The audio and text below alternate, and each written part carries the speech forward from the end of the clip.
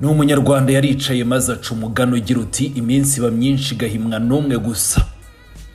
Kuva igihe ubutegetsi bwa Perezida Felix Antoine Kishekedi Chilombo bufatanyije n'ubutegetsi bwa Sebarundi bakomeje gushinjwa ibikorwa byo kwibasira abanyamurenge n'abandi bavuga ururimi rw'ikinyarwanda by'umwihariko abatutsi bo muri Repubulika Iharanira Demokarasi ya Kongo. Ni ibikorwa bimaze igihe kirekire bikorwa n'izo nzego z'ubuyobozi ebyiri kandi byakozwe ku kigero cyo hejuru ku buryo byanagejeje ku myigaragambyo karahabutaka ikomeje kuba mu bihugu bitandukanye cyangwa se imyigaragambyo ikomeje kuzenguruka isi yose kuva hano mu gihugu cy'u Rwanda ukagera i Washington imbere y'ibiro bya Perezida Donald Trump White House.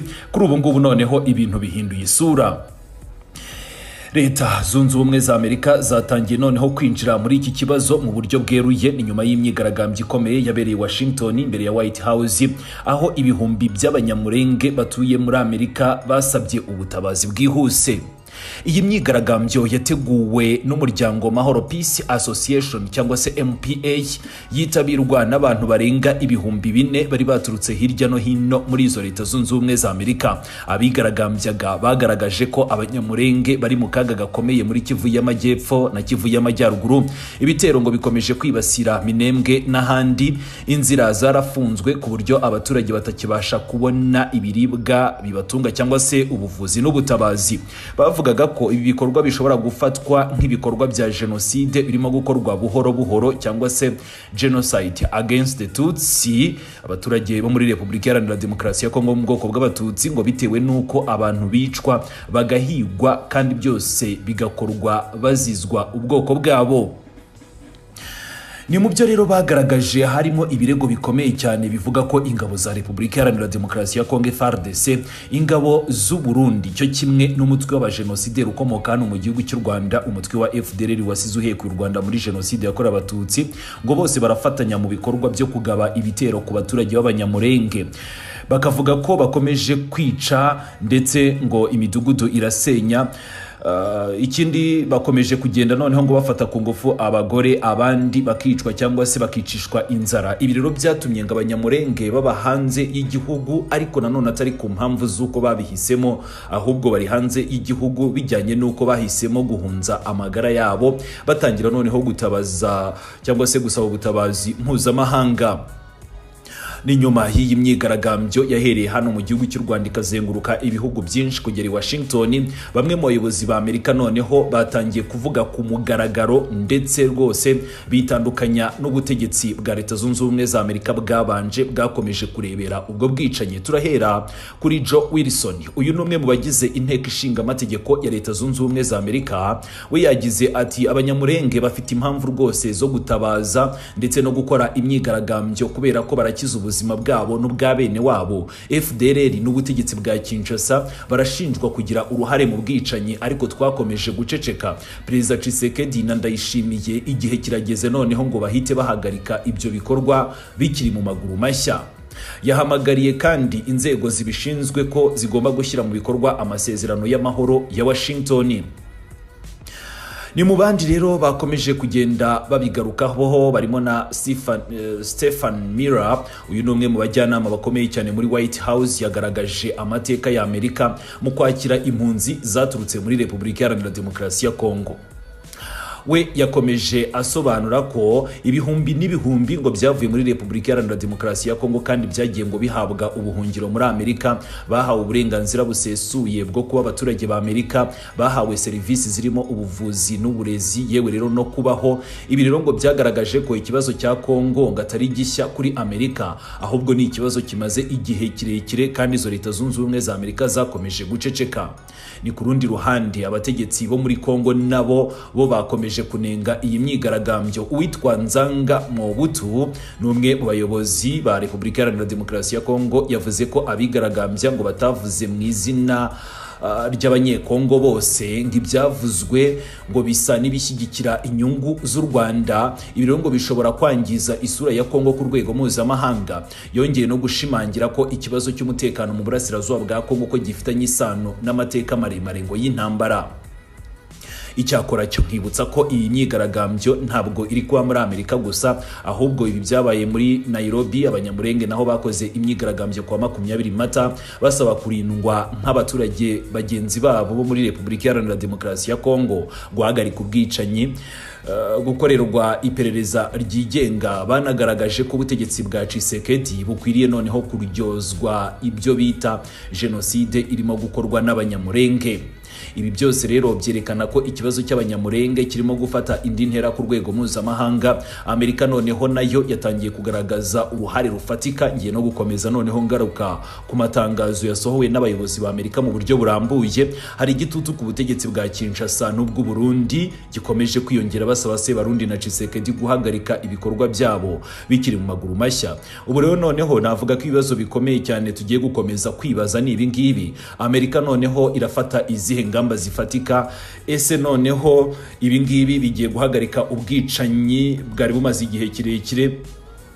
Ese akarere k'ibiyaga bigari noneho kaba kagiye kwinjira mu cyiciro gishya cy'amahoro, cyangwa se n'ubundi turaguma mu ntambara?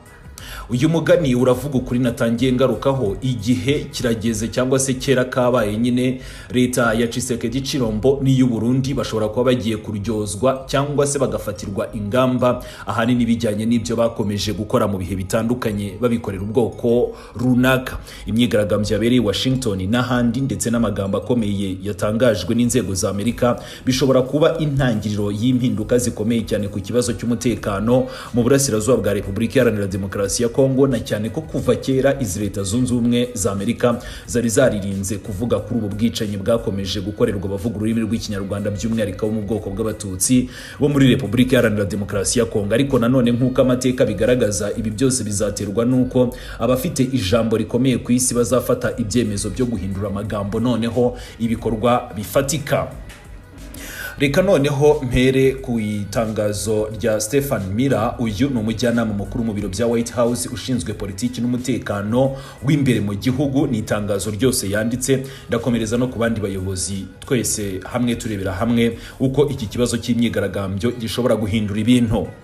We yavuze ko abayobozi ba Amerika barimo Obama na Biden ngo bazanye mu ndege impunzi zirenga 120 zaturutse muri Kongo, ngo bazituza aho muri Leta Zunze Ubumwe za Amerika binyuze muri gahunda yo kwakira impunzi yashyizweho na Perezida Jimmy Carter.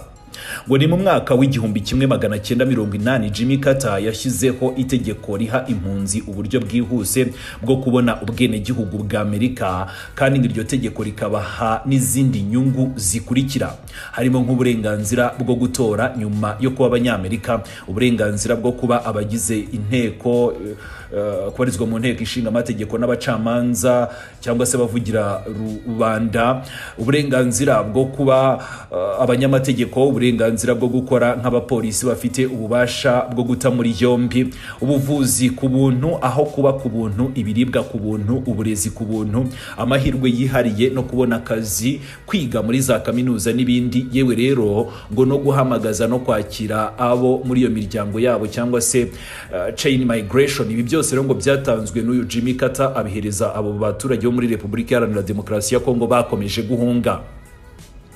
Ni nyuma y'iri tangazo uwitwa Joe Wilson yahise amusubiza. Uyu nawe n'umwe mu badepite bo muri Leta Zunze Ubumwe za Amerika, Joe Wilson, aho yahise agira ati abanyamurenge rero muri abo wavuze cyangwa se muri izo mpunzi batangiye nabo kujya muri Repubulika Iharanira Demokarasi, kuva muri Repubulika Iharanira Demokarasi ya Kongo bajya muri Leta Zunze Ubumwe za Amerika ku bwinshi.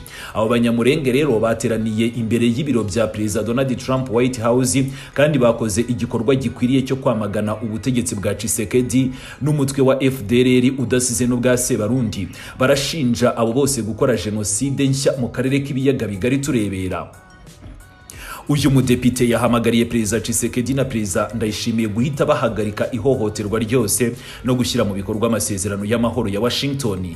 Yongeyeho ko ikibazo cya Kongo ngo kigomba gukemurwa n'abanyekongo ubwabo, aho gushinja Perezida Trump cyangwa se gukomeza gutegereza ko uwo Trump ari ugomba kubakemurira ikibazo, ahubwo ngo Trump we ashobora kuza mu zindi ngamba zikakaye, ni mu gihe ubwo butegetsi bwa Sebarundi na Kishekedi bwananirwa gukemura icyo kibazo mu maguru mashya.